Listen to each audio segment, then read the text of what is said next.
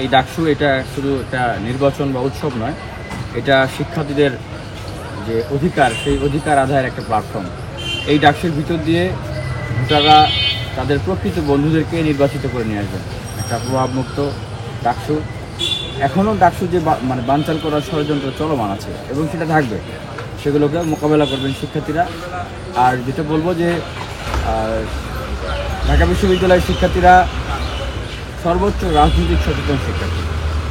ওনারা সোশ্যাল মিডিয়ার হাইপ দেখে বা ক্যাম্পেইন দেখে কাউকে ভোট দিবেন এটা মনে করি না। অবশ্যই ওনারা প্রত্যেকটা ক্যান্ডিডেট সম্পর্কে পুঙ্খানুপুঙ্খভাবে জানবেন, বিচার বিশ্লেষণ করবেন এবং ভোট দেবেন। এবং আরেকটা বিষয় যেটা আমরা দেখছি যে অনেকেই হচ্ছে উপঢৌকন দিচ্ছেন, খাওয়াচ্ছেন, বকশিস দিচ্ছেন।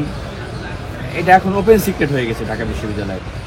আমি ঢাকা বিশ্ববিদ্যালয়ের ছোটো ভাই বোনদেরকে বলবো যে কেউ যদি সিক্রেটলি আপনাদেরকে কোনো উপঢৌকন দেয়, বকশিস দেয়, খাওয়ায়, আপনারা কী করবেন? খাবেন, বড় ভাই খাওয়াচ্ছে। তবে বাস্তবতা হচ্ছে আপনার ম্যান্ডেট দেওয়ার সময় অবশ্যই ম্যান্ডেটটা তাকিয়ে দিবেন যিনি আপনার এই আমানতটা নীতি নৈতিকতার সাথে ধরে রাখতে পারবেন এবং দায়িত্বটা পালন করতে পারবেন। এবং অবশ্যই যাকে আপনি সত্যিকার অর্থেই যোগ্য মনে করেন। আমরা 19 সালে ডাকসু নির্বাচনের সময় এরকম দেখেছি যে সোশ্যাল মিডিয়ার হাইপ এবং বাস্তবতা। ঢাকা বিশ্ববিদ্যালয়ে কখনো স্ট্যান্ডার্ড ডেভিয়েশন হয় নাই এবং ঢাকা বিশ্ববিদ্যালয়ে কখনো স্ট্যান্ডার্ড ডেভিয়েশন হবে না, এটা আমরা বিশ্বাস করি।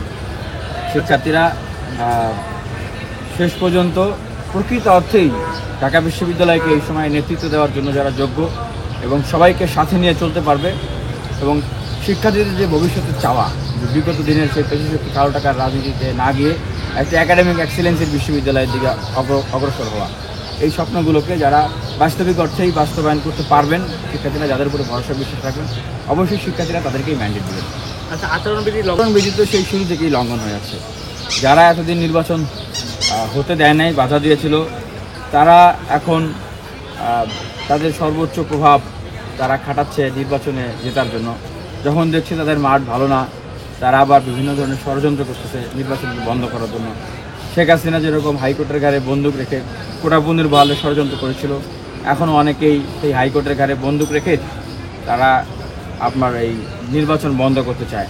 সেই সময় দেখেছেন না যে একদিক দিয়ে হাইকোর্টে রায় দিচ্ছে কোটাবন্দির বহালের, আরেক দিক থেকে একটা ছাত্র সংগঠন তারাও ছাত্রদের পক্ষে, কিন্তু একটা পর্যায়ে গিয়ে তো বোঝা গেল যে তারা আসলে ছাত্রদের কতটা পক্ষে। তো এখনও এরকম অনেক গ্রুপ আছে যারা আসলে শিক্ষার্থীদেরকে মনে করে বোকা।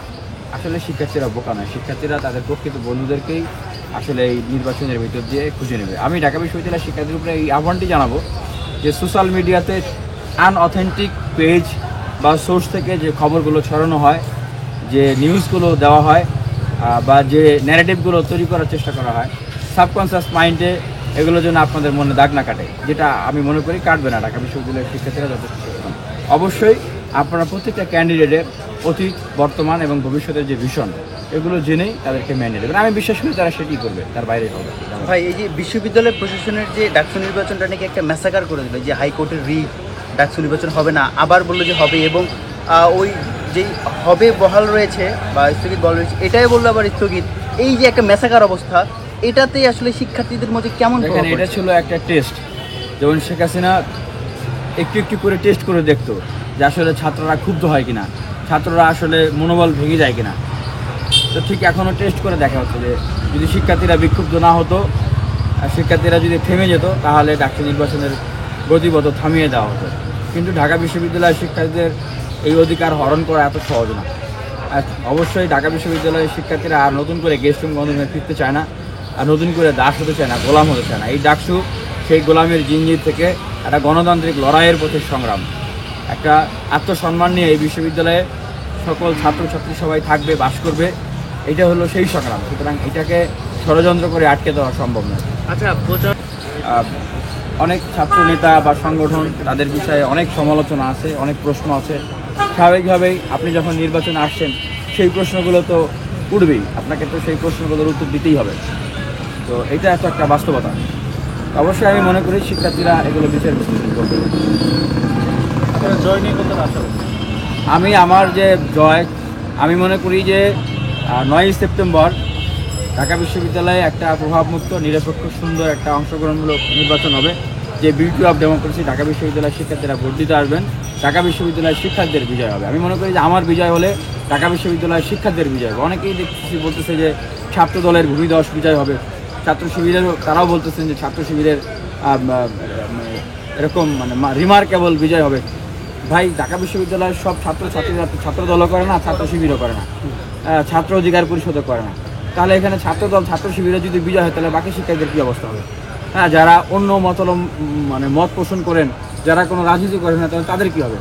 তো এটা আমার মনে হয় যে তাদের চিন্তা যেরকম, তারা আসলে ওই রকমটাই মানে সাবকনসিয়াস মাইন্ডটা আসলে বলে ফেলতেছেন তারা, এবং ভবিষ্যতে কী করতে চান। আমি মনে করি যে যদি আমার বিজয় হয়, অবশ্যই ঢাকা বিশ্ববিদ্যালয়ের প্রত্যেকটা শিক্ষার্থীর বিজয় হবে, এবং প্রত্যেকটা শিক্ষার্থীর অধিকার প্রতিষ্ঠার জন্য, অধিকার রক্ষার জন্য আমি কাজ করি। আমার বিজয় হলে কোনো একটা নির্দিষ্ট দল গোষ্ঠী কারণ এরকম বিজয় হবে না। যেরকম ছাত্রদলের ভিবি বলছেন যে ছাত্রদলের ভূমিদার বিজয় হবে, ছাত্র শিবিরের ভিবি ক্যান্ডিডেট বলছেন যে ছাত্র শিবিরের রিমার্কেবল বিজয় হবে, আমি এরকমটা মনে করি না। তাহলে বাকি শিক্ষার্থীদের কী হবে? বাকি তারা কী হয়ে যাবে? তাদের বিজয় হবে। আরেকটা প্রশ্ন হচ্ছে